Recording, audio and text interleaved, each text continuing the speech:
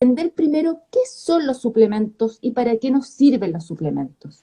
Hay mucha gente, escucho yo, expertos, que dicen que los suplementos no sirven para nada, que uno que va a terminar en el baño, ¿no? Haciendo los pis.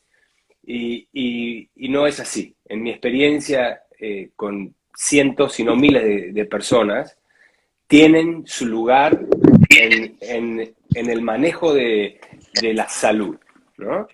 Pero antes que hablar de lo que son, me gustaría poner un aviso de cuidado, ¿no? Porque yo, por ejemplo, recibo muchísimos mensajes que me dicen, bueno, ¿qué suplemento puedo tomar para mi Hashimoto, para la tiroides? ¿Qué suplemento puedo tomar para eh, colitis ulcerativa? ¿Qué suplemento puedo tomar para esta y otra enfermedad, ¿no? Y esa es la forma errónea de pensarlo, porque ahí estamos pensando en los suplementos como en los medicamentos, ¿eh? Como que si uno puede seguir la vida que está haciendo, que lo llevó a esa enfermedad, y con un suplemento o dos se le va a mejorar, ¿no?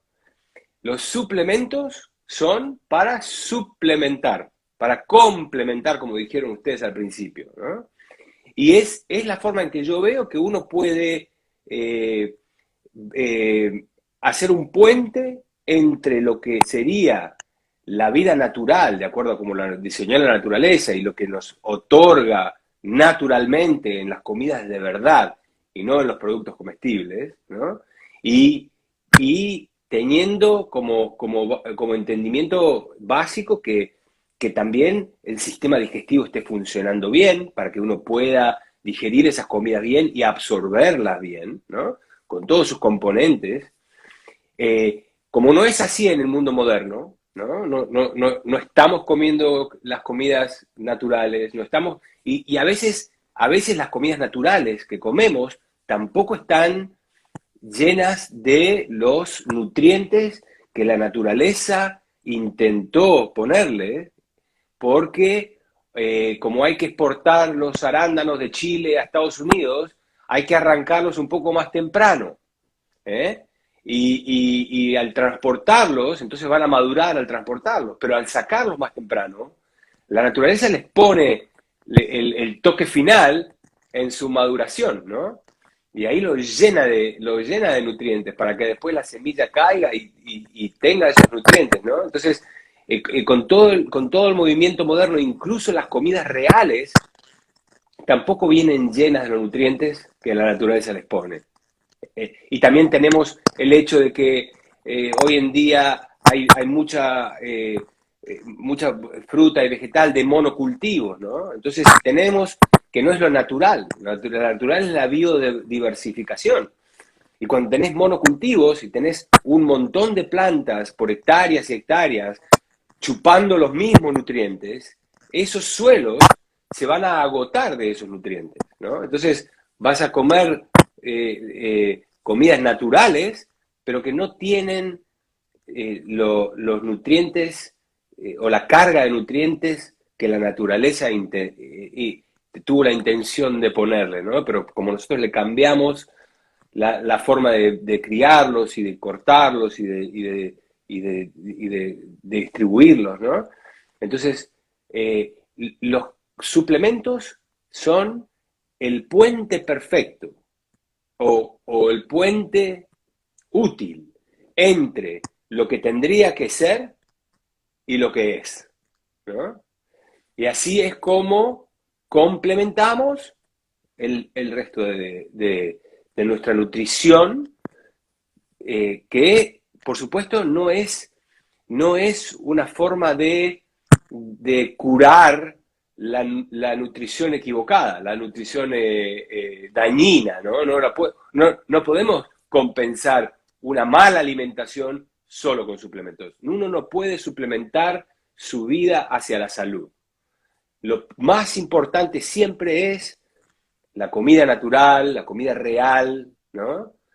Y Alejandro, ya, entendiendo que hoy día vivimos bajo una saturación de alimentos llenos de tóxicos, como tú bien decías, frutas, verduras, que que salen, que entran, etcétera. Y digamos como el promedio general a la mala alimentación que hoy día tiene el ser humano, ¿quiénes deberían realmente suplir y quiénes no? De acuerdo a lo que tú has visto como seres humanos, ¿estamos en una etapa en que realmente necesitamos suplementarnos? Hay un espectro de la necesidad de la suplementación, ¿no? Hay gente que come, y seguramente si a ustedes les hago análisis de sangre, que comen cosas que ustedes crían de una manera muy natural, eh, sería diferente de lo que come una persona que se alimenta más que nada de productos comestibles de un supermercado, ¿no? En ese espectro hay como un promedio, y el promedio que veo yo es que a mucha gente le faltan algunas cosas. Por ejemplo, a mucha gente le falta el magnesio. Eso es una carencia universal. A mucha gente le falta la vitamina D, porque hoy en día la vitamina D, que ni siquiera es algo que solamente uno adquiere a través de la alimentación correcta y sana, sino que a través de la exposición al sol. Entonces, hay ciertos nutrientes de los que estamos en general, en promedio, como humanidad, que estamos faltos, ¿no? La vitamina D, el magnesio, eh, los probióticos que en cierta forma eh, todo el mundo caminando en el mundo moderno tiene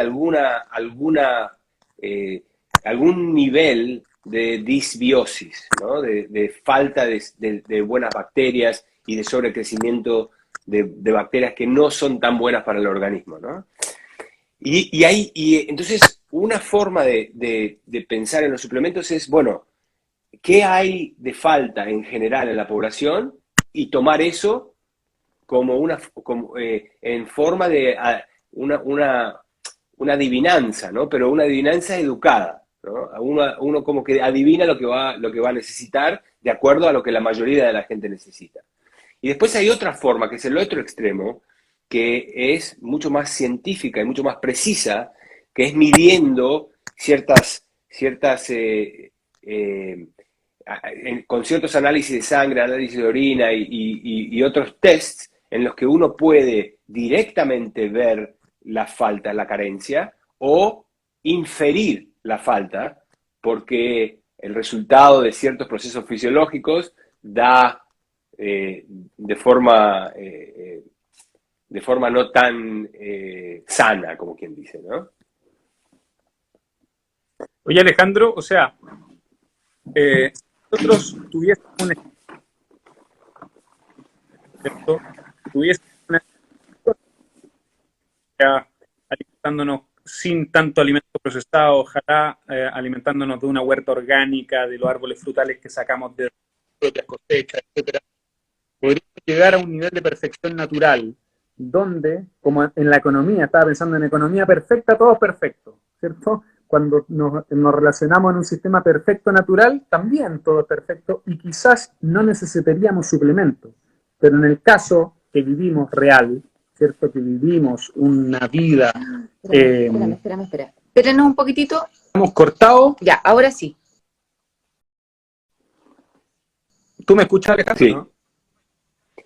Se escucha cortado, ¿no? Es como que Sí. cuando hablan y cuando hablan más alto, más cortado, porque es como que se satura el micrófono de alguna manera. Puede ser. Puede ser que mi teléfono hoy no esté haciendo lo correcto. Pero lo que iba es Sí, que en un mundo perfecto, quizás, no se necesitan suplementos, pero en la realidad no vivimos en un mundo perfecto, ¿cierto? Nos alimentamos de forma imperfecta, vivimos un nivel de vida imperfecto en que estamos estresados, etcétera, etcétera, etcétera. Entonces, el suplemento al final lo que viene a ayudar es, tal cual como tú dices, a cubrir ese gap, ¿cierto?, que hay entre la vida imperfecta y la perfección de la naturaleza, ¿no? Exacto, eso lo dijiste mejor que yo, eso es lo que yo quería decir. Perfecto. Pero si vos te fijás, hay zonas en el mundo que este autor, Dan Buettner, habló las nombró como las zonas azules, the blue zones, ¿no? Donde la gente vive más años y hasta los 90 están cortando árboles y cosechando frutas y trabajando, ¿no? Y tienen una vida mucho más sana y mucho más larga. En esos lugares, la gente no toma suplementos. La gente solo se alimenta de forma natural, ¿no? Entonces, un poco estudiando la forma en que esos seres humanos no solo comen, pero también se comportan, uno puede, porque si esta gente no toma suplementos y vive hasta los 100 años de manera sin enfermedades cardiovasculares, sin cánceres, sin demencia, ¿no? Ahí vemos que es posible en el planeta de hoy acercarse mucho a esa perfección de la naturaleza, ¿no? Alejandro, eso mismo quería ir, porque si vemos que hay gente que sí puede sobrevivir o puede ser longeva, digamos, teniendo una vida más natural, etcétera, y eso se está viendo, digamos, y se ha visto en la historia de la humanidad, ¿qué hace que nuestros cuerpos hoy día, por ejemplo, no sean capaces de absorber calcio, de retener vitamina D? ¿Qué es lo que está pasando en nuestro cuerpo? ¿Eso está hablando de un alto nivel de toxicidad en nuestro cuerpo o es otra cosa? Bueno, un porcentaje de la digestión y de la detoxificación del cuerpo está hecha por los microorganismos del intestino, ¿no? Por ejemplo, las vitaminas B, ¿no? B de A, B, ¿no? Las vitaminas B tienen que ser predigeridas o sea, los alimentos que las contienen tienen que ser predigeridas por ciertas bacterias en los intestinos para que después esas bacterias, los productos de su metabolismo, que ellos los defecan, eso es lo que nosotros absorbemos como vitamina B. Si no hay, y hay muchos ejemplos, ¿no?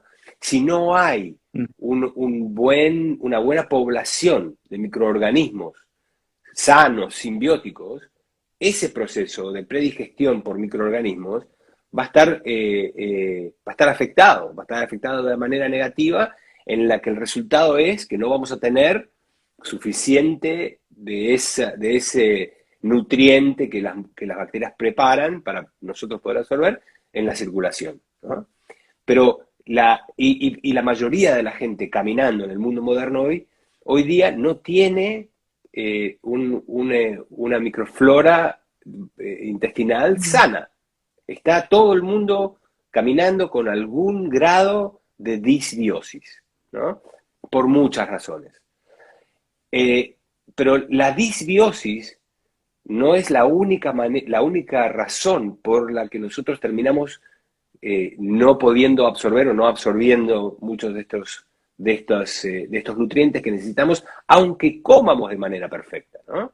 Por ejemplo, la disbiosis va de la mano con la hiperpermeabilidad intestinal, la ruptura, el daño de la pared intestinal. Del otro lado de la pared intestinal, como hablamos muchas veces, está el 80% del sistema inmunológico, del sistema de defensa del cuerpo. Entonces, cuando la pared intestinal, las bacterias, los microorganismos, porque no son solo bacterias, de los intestinos están de alguna forma alterada, junto con la hiperpermeabilidad, eso hace que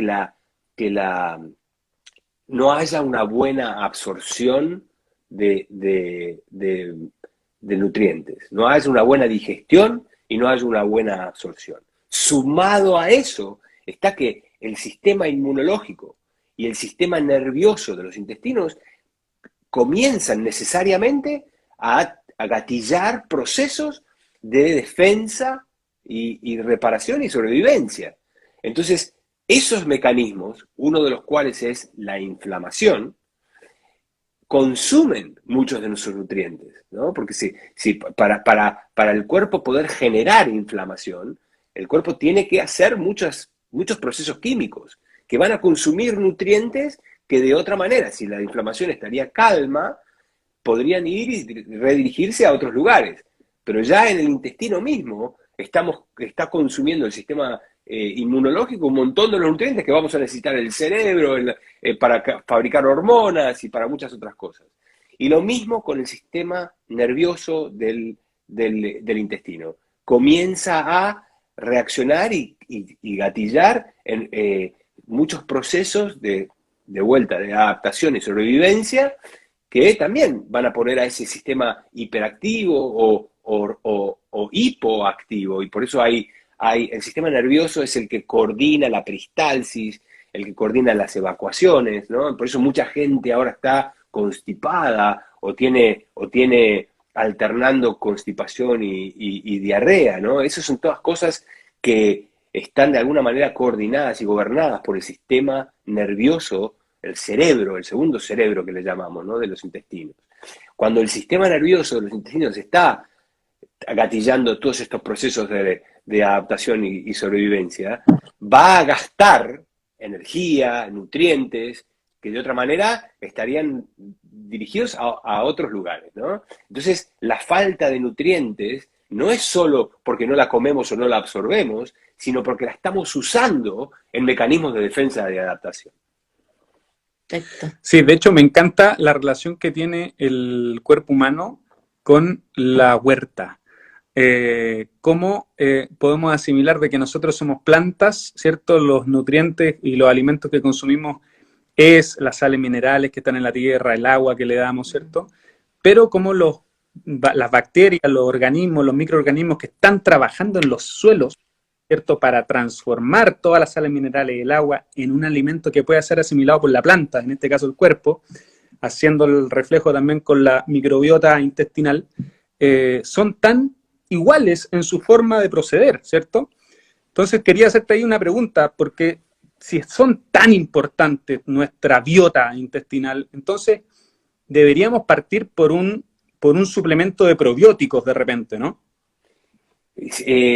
Mira, yo estoy cambiando un poco mi entendimiento de los suplementos probióticos, ¿no? Porque en un extremo está la gente que come súper mal y crea condiciones en los intestinos que no son viables para la buena microbiota, y después piensa que tomando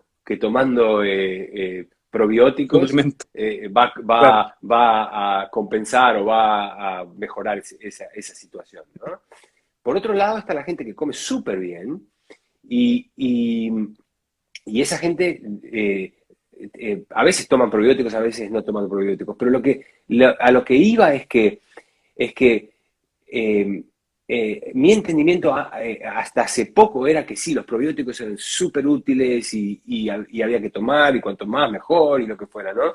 Pero hoy en día lo que pienso es que incluso sin tomar probióticos, si uno crea las buenas condiciones, siempre van a quedar algunas bacterias buenas que van a empezar a crecer y a reproducirse, y de a poco las malas, ¿no? Y mala y buena es en relación a los efectos en el cuerpo, ¿no? Porque no hay bacterias malas y buenas, son solo seres vivos que están tratando de reproducirse y sobrevivir como todos los seres vivos en la Tierra, ¿no?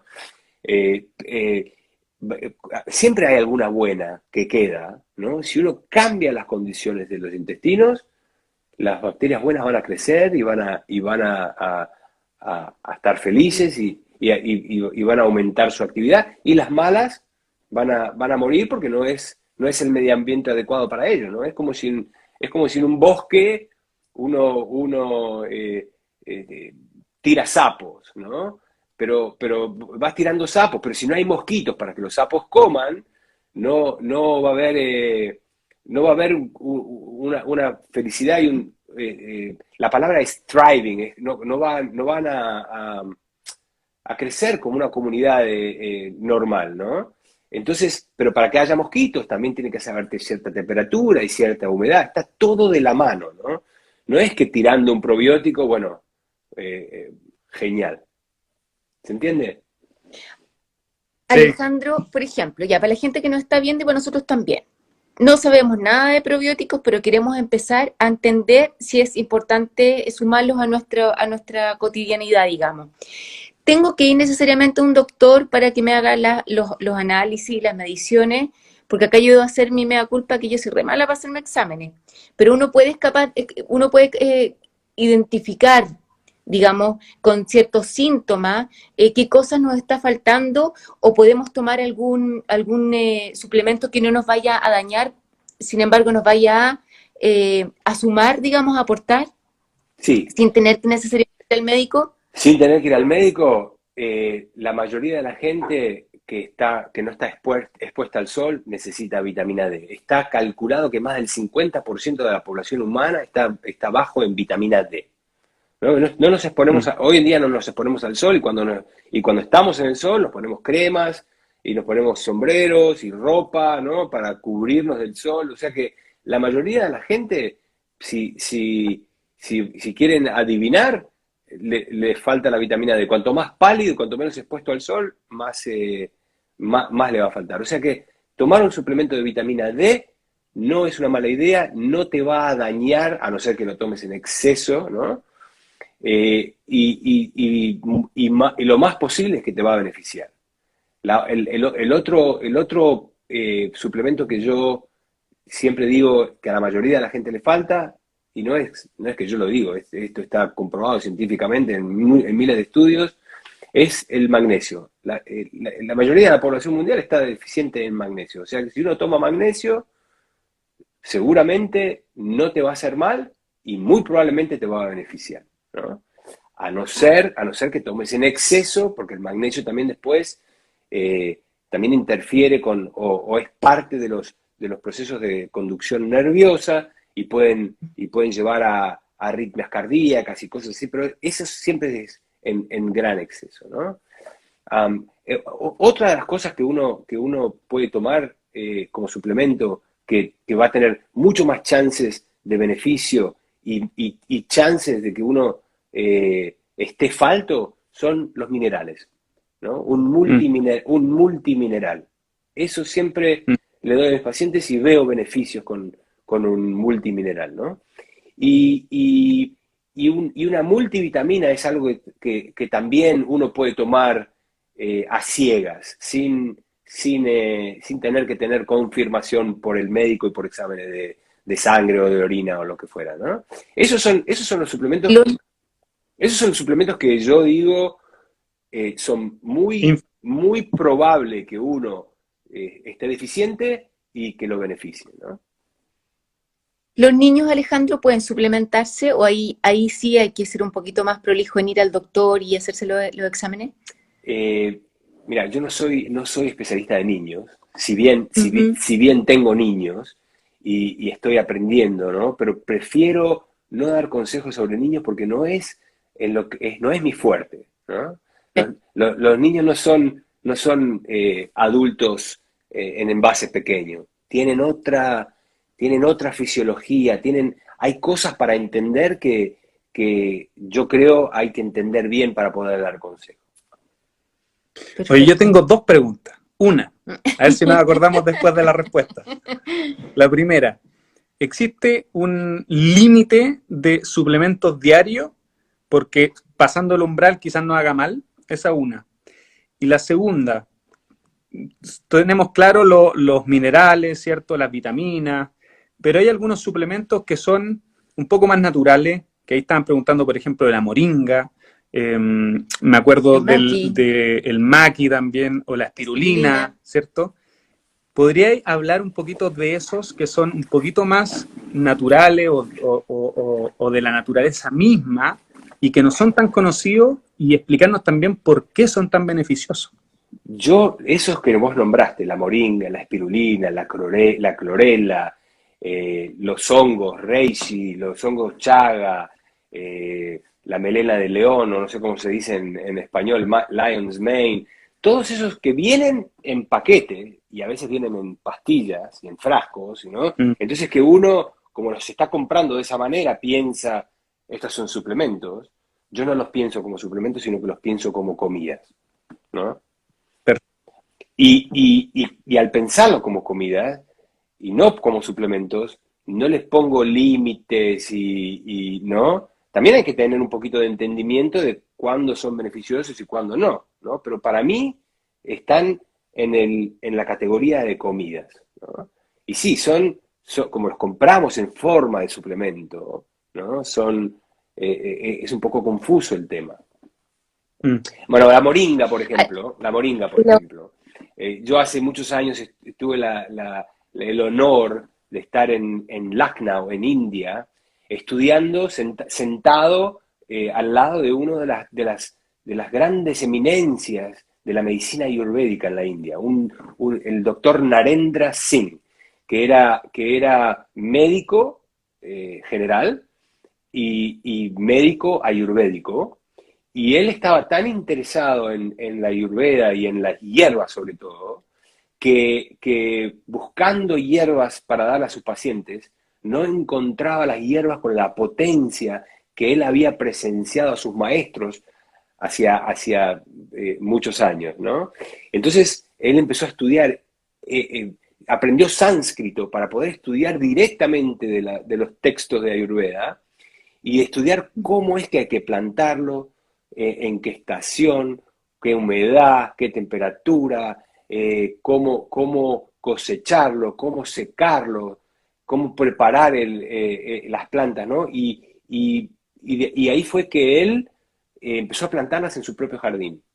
Y trataba a los pacientes con plantas ayurvédicas, con hierbas ayurvédicas que él plantaba él mismo, ¿no?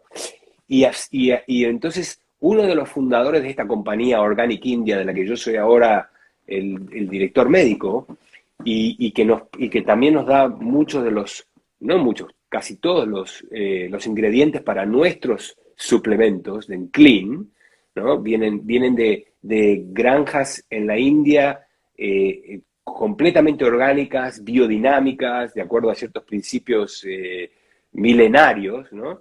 El fundador de esta compañía, hace 25 años, empezó a buscar hierbas ayurvédicas porque se había abierto el trading con la India y Europa, ¿no? Y había mucha gente que estaba interesada en estas cosas, y no encontró hierbas ayurvédicas potentes y que no estén contaminadas con metales pesados y cosas así. Entonces él sabía de este doctor Narendra Singh, se hizo amigo de él, él vio cómo plantaba sus hierbas ayurvédicas y le pidió a ver si no venía con él, viajando por toda la India, enseñándole a los granjeros cómo se hacía hace 5.000 años. Y así es como esta qué bueno. compañía, como esta compañía produce sus hierbas ayurvédicas. Organic India lo hace como se hacía hace 5.000 años, y por eso la potencia, ¿no? Porque, por ejemplo, cuando uno seca la planta, tiene que tener cierto grado de humedad, porque si no la membrana de la planta se rompe, ¿no? Al triturarla, y al romperse se pierde la energía de vida, que en medicina ayurvédica se le llama el prana, ¿no? Mm. O sea que hay una ciencia milenaria sobre cómo procesar estas plantas. Por ejemplo, él, sentado con él, yo una vez le pregunté cómo él piensa que se podría solucionar el problema de la desnutrición en el mundo. Y entonces él hacía así, tenía con 4 asistentes, ¿no? Y ni siquiera les hablaba, simplemente les señalaba con el dedo. Él ya estaba muy mayor, tenía 84 años cuando yo lo conocí, y era un hombre muy serio, pero muy querido por su comunidad, ¿no? Y venía gente del mundo entero a verlo. Y mandó uno de esos asistentes afuera, y el asistente volvió con una planta de moringa que crecía en la calle, ahí afuera de su casita donde él atendía a los pacientes, ¿no? Me dice, esta es la solución para la desnutrición en el mundo. Y yo no sabía lo que era. Le digo, ¿qué es esto? Esto es moringa olifera. Y me dice, la moringa contiene todos los nutrientes que necesita el ser humano para poder vivir de manera sana. Tiene carbohidratos, tiene proteínas, tiene grasas, tiene vitaminas, tiene minerales y muchos otros fitonutrientes que ni siquiera la gente habla hoy en día, recién se empezaron a hablar, ¿no? Y me contó de una historia cuando él era el médico del ejército indio, cuando ya estaban con problemas con Inglaterra, ¿no? Y en una ocasión, él con 50 soldados quedaron escondidos al pie de una montaña, y lo único que tenían eran árboles de moringa. Y sobrevivieron como 3 meses solo comiendo moringa. Qué Genial. maravilla, oye, qué entretenido tu historia, qué entretenido el haber estado con este hombre, qué maravilla. Era increíble, Alejandro, este hombre era increíble, ¿no? Por ejemplo, él se despertaba a las 3 de la tarde y trabajaba hasta las 3 de la mañana. Y cuando se despertaba, había 3, 4 cuadras de fila alrededor de su casita, en una casita chiquita tenía, y el primer piso de su casita era como un espacio abierto, ni siquiera le digo el living, porque no, lo único que había era una mesa con una silla en la que él se sentaba, y veía 4 o 5 familias a la vez. Era como tenía attention deficit disorder, ¿no? Porque le preguntaba una pregunta a esta familia, otra pregunta a esta familia, otra pregunta a esta familia, y así, y mezclaba, ¿no? Y después ordenaba las hierbas. Y iban los asistentes en el jardín, tenían de las hierbas que ellos mismos cosechaban, tenían botellones enteros y preparaban ahí mismo las cápsulas, ¿no? Tenían una maquinita donde se preparaban las cápsulas y le daban a los pacientes. Y las cosas que yo vi personalmente, que este doctor, ayudaba a la gente con hierbas, era increíble. Por ejemplo, vi ahí, y muchos de ellos tenían historial médico, porque los médicos, como último recurso, le decían, mirá, aquí no te podemos hacer más nada, vete a morir a tu casa, y entonces iban a lo de este hombre, ¿no? A lo de este doctor. Y vi, por ejemplo, ya. gente que le había llegado con cirrosis hepática terminal, y después de 2, 3 años de estar con él, estaban con la función hepática completamente normal y no se habían muerto. Gente con insuficiencia renal que estaban en diálisis, que a través de las hierbas y otras técnicas ayurvédicas le restauró la función renal, que no necesitaban diálisis. Eran cosas que me partieron la cabeza de cierta forma, ¿no? Pacientes con HIV positivo transformados en HIV negativo, y todo esto yo mirando los récords de los hospitales que ellos traían, ¿no? Esto no es anécdota, ¿no? Unas cosas increíbles. Es, Muchas de las hierbas que usaba él eran moringa, ashwagandha, turmérico, tulsi, ¿no? Esas eran como sus principales. Y después tenían muchísimas otras. oye, ¿y él sigue vivo, Alejandro? No, él se murió hace creo que 4 o 5 años.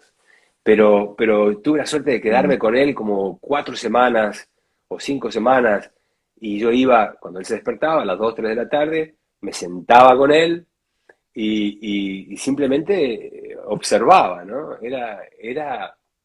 Fue Alu- una de las experiencias más alucinantes de mi vida en términos de lo que es la medicina y la sanación, ¿no? Oye, querido, están preguntando ahí, ¿por qué no se recomienda la moringa en embarazadas? Mirá, no sé. Esto fue algo que escuché recientemente y voy a tener que mirarlo, pero no lo sabía, y no sé si siquiera si es verdad que hay un problema con las embarazadas. Así que en nuestro próximo live, háganme acordar que Eso. voy a, que Ahí. voy a hablar con los capos en la India, a ver qué es lo que dice. Oye, Alejandro, y lo de las sobredosis, tenemos Un no, límite. dijiste que no, ¿cierto? Es difícil hacerse sobredosis de suplementos, ¿no? Es difícil, porque hay que tomar tanto que no es un problema digámoslo de esta manera, no es un problema que yo veo, ni siquiera frecuentemente, no es un problema que he visto de alguien que se da una sobredosis de suplemento. Oye, Alejandro, y con respecto a la vitamina C, que la vitamina C sí que yo siento que ha sido de las vitaminas, pero más, ¿cómo decirlo? en buen chileno, Vapuleadas. vapuleadas, así como se ha dicho de todo de la pobre vitamina C. Ah, que es bueno con dosis grandes para poder revertir cánceres, O que más de o 1 gramo ya es no, en verdad no tiene pésimo. sentido porque se bota y ¿Qué se piensas elimina. tú de la vitamina C? ¿Qué Mira, información tenemos? te cuento, por ejemplo, las clínicas más avanzadas en tratamiento de cáncer están en Austria, en Alemania, hay una en Suiza, están a años luz de más avanzadas que en Estados Unidos y en muchos otros lados, ¿no? Y una de las cosas que usan es la vitamina C intravenosa. O Mm, sea que la vitamina C tiene un valor increíble para muchísimos problemas. Se habla también que la vitamina C, en la medicina funcional, se habla de la vitamina C como uno de los suplementos más efectivos para la gente que se agarra del COVID, ¿no? Para poder ayudar al sistema inmune a defenderse del COVID, ¿no? Y recomiendan tomar 1000 miligramos cada 2, 3 horas, a no ser que te dé diarrea, ¿no? Porque eso es uno de los efectos secundarios de la vitamina C. Para el cáncer hay muchas clínicas que también usan la vitamina C intravenosa en dosis enormes, ¿no? mm. El problema con las dosis grandes de vitamina C intravenosa es que es un poquito irritante para las venas. Entonces te puede irritar la vena y te puede doler, ¿no? Pero las grandes dosis de vitamina C tienen una utilidad muy grande y se usan con mucho éxito en la medicina alternativa o complementaria. Oye, yo quiero mandarle un besito a la Anabela que está ahí conectada para que no se me vaya a escapar. Y además yo estoy anotando, Alejandro, todas las cosas que están recomendando, que no quiero que se me vaya ni una. ¿Qué pasa con el omega 3? Y sobre todo, por ejemplo, para los que somos veganos, ¿tenemos una alternativa? O el colágeno. ¿O el Bueno, colágeno? el omega 3, yo mucha de la información que tengo y que respeto y que creo es de dos fuentes.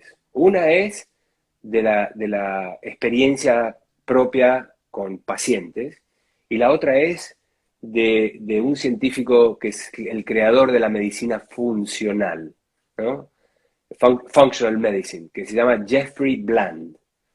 Y él habla siempre de la importancia y lo beneficiosa que son los omega 3, ¿no? Pero es como todo, ¿no? Porque en la naturaleza no hay una fuente de únicamente omega 3, ¿no? Ujú. Los omegas vienen en entourage, en un grupo, ¿no? Entonces, hay que tener también esa distinción, ¿no? De que el aislamiento de muchos de estos nutrientes eh, nunca puede llegar a sustituir la forma de obtenerlos de la manera natural, ¿no? Pero las omega 3 son importantes para muchas cosas, para la función cerebral, para la protección de las neuronas, las membranas de las células nerviosas y las membranas de todas las células en realidad, para la formación de hormonas, para el sistema inmunológico, ¿no? Los omega 3 son importantes y la fuente más importante es del mar, ¿no? De pescados y algas, ¿no? Ya, o sea, para los que somos veganos podemos consumirlo a través de la alga. Algas y hay otros vegetales que también contienen, ¿no? No de la manera tan densa como en los pescados y en los mariscos y en las carnes, ¿no? ¿La espirulina está? Son algas, es un Ujú. producto, es una planta marina, ¿no? Que echa polvo y así se consume, pero eso también es algo que yo considero como un alimento. Perfecto, perfecto. Oye, hay gente que estaba preguntando por el magnesio, chiquillos. Llevamos casi cuarenta y tantos minutos hablando de distintos suplementos, alimentos, complementos. Por lo tanto, después te va a quedar guardadito para que puedan volver a revisar lo que ha estado súper interesante toda esta conversación. Oye, y Alejandro, el colágeno, que alguien también preguntaba, siendo vegano, ¿cómo suplantarlo dentro de una alimentación plant-based? Sí, bueno, en ese caso también el suplemento de colágeno es interesante, ¿no? Pero también hay que tener en cuenta, hay muchos tipos de colágeno, hay fuentes que son más útiles de colágeno que otras, ¿no? Por ejemplo, hoy escuchaba a un médico muy interesante, se llama Paul Saladino, él se llama a sí mismo el Carnivore MD, el médico carnífero, porque no, dice que las plantas no hay que comer plantas, porque lo único de las plantas bueno son las frutas, ¿no? Porque la planta quiere que te comas la fruta para poder desparramar su semilla, pero que no quiere que mastiques las hojas, ni las raíces, ni la semilla, ¿no? Es un tipo, es muy interesante el tipo, ¿no? Y avala todo lo que él dice con estudios, ¿no? Porque uno puede agarrar y encontrar estudios para cualquier cosa. Y uno puede armarse su arsenal de estudios científicos para justificar puntos completamente diferentes, ¿no? Y él tiene su colección de estudios que le convence a la gente. Por ejemplo, hoy él hablaba, tiene una remera, una camiseta que dice "Kale is bullshit". No. Y que claro, que las plantas, como los animales se pueden escapar o te pueden morder, y las plantas no, tienen dientes químicos, tienen químicos para atacar a sus posibles enemigos, ¿no? ¿Por qué venía esto? ¿Cuál fue la pregunta? Tal vez se lo comieron. No, yo no estoy de acuerdo con él de ninguna manera, pero él estaba hablando del colágeno, ¿no? Y él tiene por supuesto, tiene una fábrica y un negocio de suplementos, ¿no? Como muchos médicos, como yo también, ¿no? Y hablaba de que las únicas realmente buenas fuentes de colágeno son de la tráquea y de la escápula de ciertos animales, ¿no? Cada loco con su tema, ¿no? Pero hay que entender también que el colágeno, hay diferentes tipos de colágeno, diferentes tipos de fuentes de colágeno, ¿no? Y para un vegano, una buena fuente de colágeno puede ser muy útil. ¿Hay alguna, Alejandro, que nos pudiese recomendar a nosotros que somos veganos?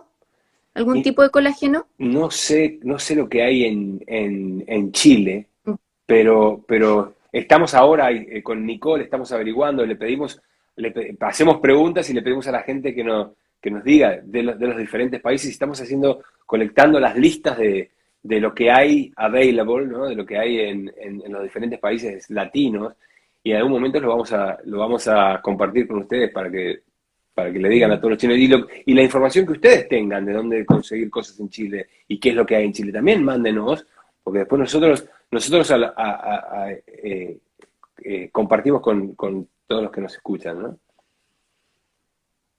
Ay, me encanta, me encanta. Uno aprende tanto, Alejandro, con tu cuenta, con tus reflexiones, y además se agradece el lenguaje cercano, porque uno generalmente, para los que no hemos estudiado ningún tipo de medicina, muchas veces nos sentimos como aturdidos de tanta información y de tanta información científica o compleja que finalmente no entendemos nada y pasamos a la categoría de simplemente creer en lo que nos están diciendo. Y en ese creer Sí. muchas veces nos quiebre. Yo lo que trato de hacer es simplificar, ¿no? Y bajar un poco la pelota, ¿no?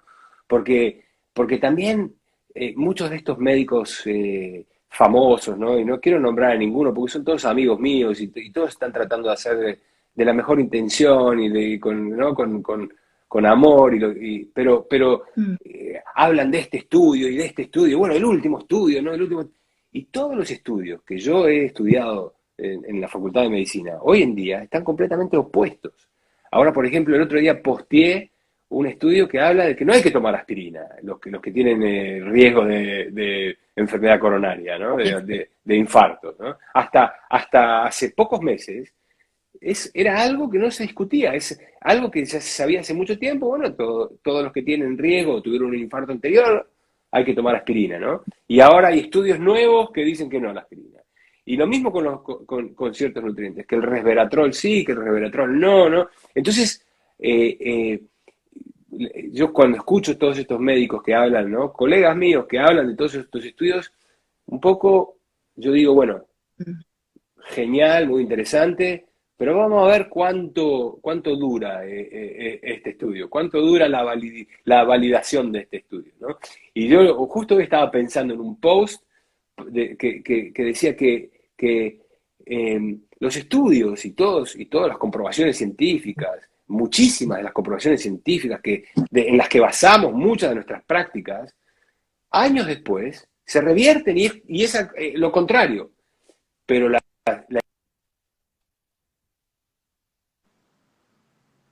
Ay, pensé que le entró una llamada, Alejandro. pero la información milenaria siempre queda constante y cierta.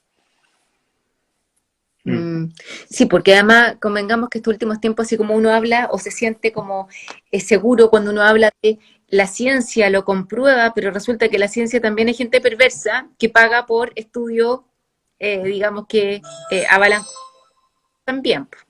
Oye, ya, si tuviésemos entonces que hacer un resumen, ya, para toda la gente que está conectada hoy día, ¿cuáles son los infaltables para recordar de los suplementos y los superalimentos, alimentos que deberíamos complementar en nuestro día a día? Mira, a mí lo que me gusta recomendar en general, sin estudios médicos, ¿no? Es la vitamina D, el magnesio, la vitamina B, que especialmente para veganos es difícil, ¿no? La vitamina B12 en particular, ¿no? Uso los probióticos y los prebióticos, ¿no? Uso también multivitamínicos y multiminerales. Esos son para mí los básicos que uno tiene la menor chance de errarle y la mayor chance de recibir beneficios.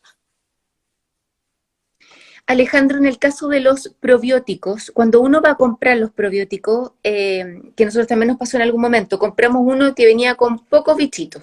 Después con pocas variedades. Sí, pero con pocos bichitos. Después compramos uno con mayor cantidad, venía como con 2 billones de bichitos, pero después entendimos que no era solamente la cantidad, sino que la variedad de bichitos. ¿En qué tenemos que fijar? Yo cuando uso multiespecie, más que cantidad, y antes yo hablaba de que por lo menos 20 billones por toma, ahora me cambió un poco el entendimiento que no es tan importante tanta cantidad, si bien hay mucha gente que todavía está adherida a esa idea, sino la variación, la multiespecie, ¿no? ¿Hay algún mínimo de especie? ¿Alguna cantidad mínima? Y yo te diría que 5 lo mínimo, ¿no? Pero en realidad estos son cosas que saco de mi sombrero mágico, de lo que veo, ¿no? No es algo que, ¡Pago! no es algo que te pueda decir, ay, mira, este estudio, pero eso es como un poco lo mínimo, ¿no? Porque hay tantas especies que cuando uno tira una sola, aunque sea de las buenas, tampoco sirve. Ay, qué maravilla. Oye, ahí estaban preguntando las marcas porque estaban hablando de distintas marcas de suplementos. Ahí Alejandro habló de Organic India, para que lo noten, que nosotros hemos probado algunos y son espectaculares. Sí. Y además la trazabilidad de que sea realmente orgánico, en cultivo biodinámico, etcétera. Esas son las agriculturas que tenemos que apoyar directamente. Sí. Totalmente. La agricultura regenerativa, orgánica, biodinámica, ¿no? Hablando de biodinamismo y las ideas de Rudolf Steiner, ¿ustedes están familiarizados? Hoy me compré un par de libros muy interesantes sobre charlas de él, sobre pandemias y vacunas. Y todavía no los leí completamente, ¿no? Pero una de las cosas que me llamó mucha la atención fue que él relaciona las pandemias con las épocas de miedo en la sociedad, ¿no? Y hablaba de, por ejemplo, la peste bubónica que ocurre después de la invasión mongol de Europa, ¿no? Y el miedo que estableció esa invasión generó el terreno para que la peste se desparrame, ¿no? Por Europa, ¿no? Y entonces haciendo una